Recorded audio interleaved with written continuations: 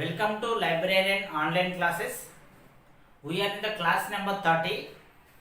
This is Unit 1 Foundations of Library and Information Science, and we are in the topic number 5 Library Extension Services. ఇప్పటి వరకు మనము last 29 క్లాసెస్లో 28 క్లాసెస్లో ఈ first చాప్టర్లో ఉన్నటువంటి సబ్ టాపిక్స్ 7 సబ్ టాపిక్స్ ఉన్నాయి. 7 సబ్ టాపిక్స్లో 4 సబ్ టాపిక్స్ను పరిపూర్ణంగా మనం అధ్యయనం చేసినాము. 29th క్లాస్ నుంచి మనము 5th టాపిక్ అయినటువంటి లైబ్రరీ ఎక్స్టెన్షన్ సర్వీసెస్, గ్రంథాలయ విస్తరణ సేవల గురించి మనం ఒక పరిచయాన్ని తెలుసుకోవడం జరిగింది. ఏం తెలుసుకున్నాం ఆ పరిచయంలో? అసలు లైబ్రరీ ఎక్స్టెన్షన్ సర్వీసెస్ అంటే ఏంటిది, గ్రంథాలయ విస్తరణ సేవలు అంటే ఏంటిది, డెఫినేషన్ తెలుసుకున్నాం. ఏంటిది డెఫినేషను?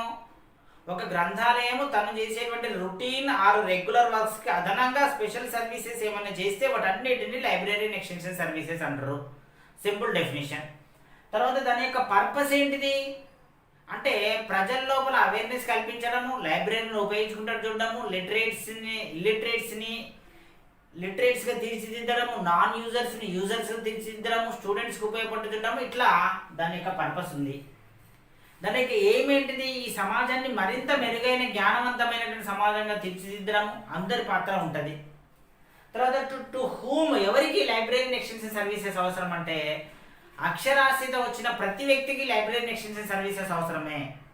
స్టూడెంట్స్కి, విద్యార్థులకి, చిల్డ్రన్ పిల్లలకి, యువతకి, అన్ఎంప్లాయిడ్కి, అదేవిధంగా ఫిజికల్లీ ఛాలెంజ్డ్ పర్సన్స్కి, బ్లైండ్ పీపుల్కి, విజువల్లీ ఇంపేర్డ్, బ్లైండ్ అంటే విజువల్లీ ఇంపేర్డ్ పర్సన్స్కి, డెఫ్ అండ్ డమ్ పర్సన్స్కి, రీసెర్చ్ స్కాలర్స్కి, టీచర్స్కి, ఫ్యాకల్టీకి, ఇట్లా ఒక సొసైటీలో ఆ సొసైటీలో ఎక్కడైతే లైబ్రరీ ఉందో, లైబ్రరీ ఉన్నటువంటి చుట్టుపక్కల ఎంత సొసైటీ ఉందో ఆ సొసైటీలో ఉన్నటువంటి ప్రతి వ్యక్తికి ఉపయోగపడే విధంగా లైబ్రరీ తన యొక్క ఎక్స్టెన్షన్ సర్వీసెస్ని కంటిన్యూ చేయాల్సిన బాధ్యత ఉంది.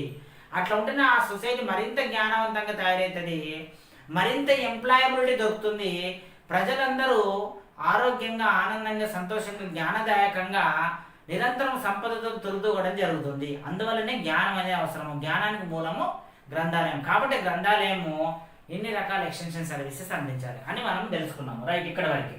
ఇప్పుడు మరి లైబ్రరీ ఎక్స్టెన్షన్ సర్వీసెస్ ఎన్ని రకాలు ఉన్నాయి, ప్రపంచవ్యాప్తంగా ఎట్లుంది, భారతదేశ వ్యాప్తంగా ఎట్లుంది చూడాలి. ఈ లైబ్రరీ ఎక్స్టెన్షన్ సర్వీసెస్లో కొన్ని రకాలు ఉన్నాయి. వీటిని మనం టైప్స్ అంటాం. టైప్స్ అంటే రకాలు. అంటే గ్రంథాలయ విస్తరణ సేవలని మనము స్థూలంగా పరిశీలిస్తే 2 రకాలుగా ఉన్నవి. ఒకటి కన్వెన్షనల్ సర్వీసెస్, రెండవది non conventional services. Conventional services, non conventional services. Conventional services అంటే పేరును బట్టి మనకు వర్డ్ని బట్టి అర్థమవుతుంది. కన్వెన్షనల్ అంటే ఒక సాంప్రదాయపరంగా చేసేటువంటి కొన్ని సర్వీసెస్ని మనం కన్వెన్షనల్ సర్వీసెస్ అంటున్నాము. నాన్ కన్వెన్షనల్ సర్వీసెస్ అంటే సాంప్రదాయేతర, అంటే కొత్త కొత్త మార్గాల ద్వారా ఒక గ్రంథాలయం తన యొక్క విస్తరణ సేవలు చేపడితే వాటిని non conventional library extension services అంటున్నాం. ఇక్కడ మన సిలబస్ ప్రకారం కనుక చూసుకున్నట్టయితే ఈ ఎక్స్టెన్షన్ సర్వీసెస్లో కన్వెన్షనల్ ఎక్స్టెన్షన్ సర్వీసెస్ ఎన్ని ఉన్నాయి, నాన్ కన్వెన్షనల్ ఎక్స్టెన్షన్ సర్వీసెస్ ఎన్ని చూద్దాము. కన్వెన్షనల్ మెథడ్స్ ఒక 16 టైప్స్ ఉన్నాయి. అంటే 16 రకాల కన్వెన్షనల్ మెథడ్స్ గురించి మనం చర్చించుకోవాలి. ఒక్కొక్క దాని గురించి ఒక 2-3 వాక్యాలు తెలుసుకుంటే సరిపోతుంది. తర్వాత నాన్ కన్వెన్షనల్ మెథడ్స్ కూడా ఇప్పటి వరకు మనకు తెలిసినటువంటివి ఒక 16 రకాల, ఇంతకంటే ఎక్కువ కూడా ఉండొచ్చు, బట్ ఇంపార్టెంట్ అయినటువంటి మెథడ్స్ని, టైప్స్ నేను రాయడం జరిగింది. కన్వెన్షనల్ మెథడ్స్ 16 ఉన్నాయి, నాన్ కన్వెన్షనల్ మెథడ్స్ 16 ఉన్నాయి. ఒక్కసారి వాటి యొక్క లిస్ట్ చూద్దాము. కన్వెన్షనల్ మెథడ్స్కి సంబంధించినటువంటి లిస్ట్ ఇక్కడ రాయడం జరుగుతుంది. మొట్టమొదటిది అడల్ట్ ఎడ్యుకేషన్. అడల్ట్ ఎడ్యుకేషన్ మనకి ఎగ్జామ్ అనేటువంటిది నెట్ కావచ్చు, సెట్ కావచ్చు, కాలేజీకి సంబంధించిన లైబ్రరీ ఎగ్జామ్ కావచ్చు, స్కూల్లో సంబంధించిన లైబ్రరీ ఎగ్జామ్ కావచ్చు, గ్రూపులకు సంబంధించిన ఏదైనా కానీ ఇంగ్లీష్లోనే ఉంటుంది కాబట్టి మనం ఇప్పుడు ఇంగ్లీష్లో రాస్తున్నాము. బట్ ప్రతిదీ కూడా మనం మ్యాక్సిమం స్టూడెంట్స్ అందరూ బ్యాక్గ్రౌండ్ నుంచి వచ్చిన వాళ్ళు 90% తెలుగు మీడియం వాళ్ళే ఉన్నారు కాబట్టి చెప్పేటప్పుడు ఎక్కడైతే తెలుగు పదాలు వస్తున్నాయో ఆ తెలుగు పదాలను కంపల్సరీగా మీరు నోట్ చేసుకోవాలి. ఎందుకంటే రివిజన్ అప్పుడు మళ్ళీ మీకు చాలా ఉపయోగపడుతుంది, అది కన్ఫ్యూజ్ కాకుండా ఉండడానికి. అడల్ట్ ఎడ్యుకేషన్ అంటే వయోజన విద్య. ఇవన్నీ కూడా కన్వెన్షనల్ మెథడ్స్, గుర్తుపెట్టుకోండి. కన్వెన్షనల్ మెథడ్స్ 16 ఇప్పుడు రాస్తున్నాను నేను. సెకండ్ది బుక్ డిస్ప్లే. బుక్ డిస్ప్లే అంటే పుస్తకాలను ప్రదర్శించడం, ఇది రెండవది. ఒక్కొక్క దాని నుంచి మళ్ళీ డీటెయిల్గా చూద్దాం. మూడోది బుక్ ఎగ్జిబిషన్ అంటే కూడా పుస్తక ప్రదర్శన. ఏంటి తేడా చూద్దాం, బుక్ డిస్ప్లేకు బుక్ ఎగ్జిబిషన్ కూడా తేడా చూద్దాం. థర్డ్ది. ఫోర్త్ది campus delivery service. Campus delivery service ఫోర్త్ది. ఫిఫ్త్ది కాపీరైట్ లైబ్రరీ. కాపీరైట్ లైబ్రరీ ఫిఫ్త్ది. సిక్స్త్ది distance learning library services. Distance learning సిక్స్త్ది. సెవెంత్ది document delivery system or document delivery service. Document delivery service. ఎయిత్ది inter library loan. Inter library loan, inter library loan అనేటువంటిది ఎనిమిదవది. తొమ్మిదవది library services for nursing home and prison. Library services for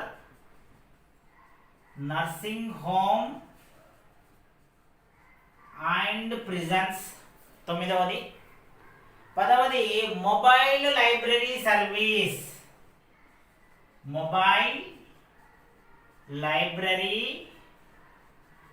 service ఇది పదవది. 11ది mobile library service for the blind. Mobile library service for the blind. Blind అంటే visually challenged అన్నా blind అన్నా ఒకటే. తర్వాత 12ది reading or study centres. Reading or study centres పఠన కేంద్రాలు. Reference and information services. Reference and information services. Reference and information services. 14ది seminars or extension talk. Seminars or extension talk. 15ది story hours for children. Story hours for children. 16ది subject specialist services. Subject specialist services. ఇవి 16 conventional methods, conventional types. అంటే ఒక గ్రంథాలయానికి సంబంధించినటువంటి extension సర్వీసెస్లో, గ్రంథాలయ విస్తరణ సేవల్లో రెండు రకాలనే. కన్వెన్షనల్ సాంప్రదాయపరమైనవి, నాన్ కన్వెన్షనల్ సాంప్రదాయేతరమైనవి. కన్వెన్షనల్లో ఉన్నటువంటి 16 రకాలు ఇక్కడ రాయడం జరిగింది. ఒక్కొక్క దాని గురించి మనం తెలుసుకుందాము. ఆల్మోస్ట్ పేరును బట్టి దానిలో ఉన్నటువంటి మ్యాటర్ మనకు అర్థమైపోతుంది. Number 1 adult education. Adult education అంటే తెలుగులో వయోజన విద్య. ఇక్కడ వయోజన విద్య ముఖ్యంగా ఎవరికి అవసరం అంటే డెవలపింగ్ కంట్రీస్ ఏవైతే ఉన్నాయో, అభివృద్ధి చెందుతున్న దేశాల్లో తప్పనిసరిగా వయోజన విద్య అవసరం. ఎందుకంటే విద్య లేకపోతే ఇల్లిటరసీ, నిరక్షరాస్యత ఉంటుంది. నిరక్షరాస్యత ఉన్న వ్యక్తుల లోపల దాదాపుగా పావర్టీ, పేదరికం ఉంటుంది. పావర్టీ, పేదరికం, ఇల్లిటరసీ రెండు కూడా జాయింట్గా ఉంటాయి. కాబట్టి తప్పనిసరిగా వయోజన విద్య ఉంటే వాళ్ళ లోపల ఉన్నటువంటి ఇల్లిటరసీని లిటరసీగా మార్చొచ్చు. మనం పావర్టీని రిచ్నెస్గా మార్చొచ్చు వారికి అవకాశాలు కల్పించడం వల్ల. కాబట్టి అడల్ట్ ఎడ్యుకేషన్ అనేది the most important library extension services in developing countries. అభివృద్ధి చెందుతున్న దేశాల్లో తప్పనిసరిగా ఆచరించవలసినటువంటిది. Arrangements to be made to have books to read them at stated hours. అంటే అడల్ట్ ఎడ్యుకేషన్లో వాళ్ళకి చదువు పట్ల ఆసక్తి కలిగించాలంటే ఫస్ట్ వాళ్ళకు అక్షరాస్యత కేంద్రాలు నెలకొల్పి ఒక లైబ్రరీ అక్షరాలు నేర్పించి వాళ్ళకు డైలీ ఒక 1 అవర్ 2 అవర్ ఒక ప్రత్యేకమైనటువంటి సమయాన్ని కేటాయించి వాళ్ళకి చదివించేటువంటి ఏర్పాటు చేయాల్సిన బాధ్యత ఉంది. కాబట్టి అడల్ట్ ఎడ్యుకేషన్ వయోజన విద్య అనేటువంటిది లైబ్రరీ ఎక్స్టెన్షన్ సర్వీసెస్లో కన్వెన్షనల్ మెథడ్స్లో ది మోస్ట్ ఇంపార్టెంట్ మెథడ్ అని చెప్పుకోవచ్చును. నెక్స్ట్ సెకండ్ది book display. Very important, very easy. Book display అంటే ఒక లైబ్రరీలో ర్యాక్లలో మొత్తం పుస్తకాలు పెట్టేసి వచ్చినటువంటి పాఠకులు రీడర్స్ ఎవరైతే ఉంటారో మిమ్మల్ని వెతుక్కోండి పోండి అంటే ఇబ్బంది ఉంటుంది. అంటే అసలు లైబ్రరీలో ఏం రకాల పుస్తకాలు ఉన్నాయి, ఎట్లాంటి పుస్తకాలు ఉన్నాయి తెలియదు. కాబట్టి ఆ లైబ్రరీలోనే ఏం చేయాలంటే టేబుల్స్ లాంటివి అన్నీ వేయడం చేయాలి. చేసి మళ్ళీ ర్యాక్స్లలో ఆ లైబ్రరీలో ఉన్నటువంటి సబ్జెక్ట్ వైజ్గా ఉన్నటువంటి మోస్ట్ ఇంపార్టెంట్ బుక్స్, ఎక్కువ మంది రీడర్స్ చదువుతున్నటువంటి బుక్స్ని డిస్ప్లేలో పెట్టాలి. దాన్నే బుక్ డిస్ప్లే అంటారు. బుక్ డిస్ప్లే ఎక్కడ జరుగుతుంది? లైబ్రరీ లోపల జరుగుతుంది. దాన్ని మనం బుక్ డిస్ప్లే అంటాం. అంటే ఇన్ని పుస్తకాలు, ఇన్ని రకాల పుస్తకాలు మా లైబ్రరీలోనే చదవండి అని ఎవరైనా అవసరం ఉన్న వ్యక్తులు తీసుకొని వెంటనే చదువుకుంటారు. లేదా సబ్స్క్రైబర్స్ ఎవరైనా చందాదారు ఉన్నట్టయితే వాళ్ళు ఆ పుస్తకాన్ని ఇంటికి తీసుకొని వెళ్ళి చదివి మళ్ళీ నిర్ణీతమైనటువంటి గడువు లోపల తిరిగి ఇవ్వడానికి అవకాశం ఉంది. అట్లా బుక్ డిస్ప్లేలో పెడితే అంటే రోజు బుక్ డిస్ప్లే పెట్టాలని కాదు, ఒక వారానికి ఒకసారి సండే బుక్ డిస్ప్లే పెడితే ఈసారి పెట్టినటువంటి బుక్స్ కాకుండా నెక్స్ట్ సారి ఇంకా కొత్త బుక్స్ పెట్టాలి. అప్పుడు ఈ గ్రంథాలయంలో ఎన్ని రకాల పుస్తకాలు ఉన్నాయో అందరికీ తెలుస్తుంది. దానివల్ల రీడర్స్కి ఇంట్రెస్ట్ పెరుగుతుంది, రీడర్షిప్ పెరగడం జరుగుతుంది. కాబట్టి బుక్ డిస్ప్లే అనేటువంటి ముఖ్యము. మరి బుక్ డిస్ప్లేలను అరేంజ్మెంట్ చేయడానికి మనకి 3 రకాల మెథడ్స్ ఇప్పుడు ఫాలో అవుతున్నారు. మన దగ్గర ఫాలో అవుతున్నారు ప్రపంచవ్యాప్తంగా. మొదటిది టాపిక్ వైజ్. అంటే మనకి ఏ టాపిక్లు ఉన్నాయి, పర్సనాలిటీ డెవలప్మెంట్, హ్యుమానిటీస్, ఆర్ట్స్, ఇట్లా టాపిక్ వైజ్గా ఉన్నటువంటి ఫిలాసఫీ, ఇట్లా టాపిక్ వైజ్ ఉన్న బుక్స్ను అరేంజ్మెంట్ చేయడం ఒకటి. 2 సబ్జెక్ట్ వైజ్. అంటే ఇప్పుడు మనకు ఫిజిక్స్, కెమిస్ట్రీ, బయాలజీ ఇట్లాంటి సబ్జెక్ట్స్ వైజ్గా అరేంజ్మెంట్ చేయడం. లేకపోతే కొన్ని సందర్భాల్లో లైబ్రరీలో కాకుండా మొబైల్ అంటే మూవింగ్, ప్రజల దగ్గరికి వెళ్ళి ఈ లైబ్రరీలో ఇట్లాంటి బుక్స్ ఉన్నాయని చెప్పడం. అంటే మనకు 3 రకాలుగా సబ్జెక్ట్ వైజ్గా, టాపిక్ వైజ్గా మొబైల్ బుక్ డిస్ప్లే అనేటువంటిది మనకి అవసరం పడుతుంది లైబ్రరీ ఎక్స్టెన్షన్ సర్వీసెస్లో. సో ఇది బుక్ డిస్ప్లే. అంటే ఒక లైబ్రరీలో ఉన్నటువంటి పుస్తకాలు ఏమేమి ఉన్నాయో ప్రదర్శించడం మాత్రమే, చదువుకోవడానికి అవకాశం ఇవ్వడం మాత్రమే. నెక్స్ట్ 3వ చూడండి, బుక్ ఎగ్జిబిషన్ అని ఉంది ఇక్కడ. బుక్ ఎగ్జిబిషన్ అన్న పుస్తక ప్రదర్శనే. మరి బుక్ ఎగ్జిబిషన్ దేనికి మెయిన్ అంటే to publicise less known materials. అంటే అసలు ఎవరు చదువుతలేరు, లేకపోతే ఆ పుస్తకాల గురించి చాలా మందికి తెలియదు, తెలుసుకోవాల్సిన అవసరం ఉందన్న పుస్తకాలను ప్రదర్శనలో పెట్టాలి. తర్వాత టు ఎంకరేజ్ రీడింగ్, ప్రజలకు అక్కడ చదువుకునే అవకాశం కల్పించాలి. తర్వాత to promote interest in specific subjects, ప్రత్యేకమైనటువంటి సబ్జెక్ట్స్ల లోపల మనము ప్రజల లోపల అవేర్నెస్ని, ఇంట్రెస్ట్ని క్రియేట్ చేయాలి. క్రియేట్ చేస్తూ ఇక్కడ బుక్ ఎగ్జిబిషన్కి బుక్ డిస్ప్లేకి ఒక్కటే తేడా ఉంది. బుక్ డిస్ప్లే లైబ్రరీ అనేటువంటిది తక్కువ ఖర్చుతో మెయింటైన్ చేస్తుంది, తక్కువ ఖర్చుతో ఏర్పాటు చేస్తుంది.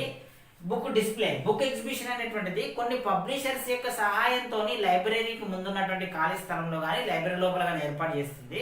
అక్కడ వీలైతే ఆ పుస్తకాన్ని చదువుకోవచ్చు, లేదు ఆ పుస్తకం అంటే అందులో లైబ్రరీలో ఉన్న పుస్తకాలు అయితే చదువుకోవచ్చు. బయట పబ్లిషర్ సంబంధించినటువంటి సెక్షన్ ఉంటుంది. అంటే చదువుకునే పుస్తకాల సెక్షన్ వేరే ఉంటుంది, మనకి పర్చేజ్ అంటే కొనుగోలు అమ్మకాల సెక్షన్ కూడా ఉంటుంది. అంటే ఒక పుస్తకం నచ్చింది, 500-600 పేజీలు ఉంది, దాన్ని ఒక రోజుల్లో చదవలేము కదా.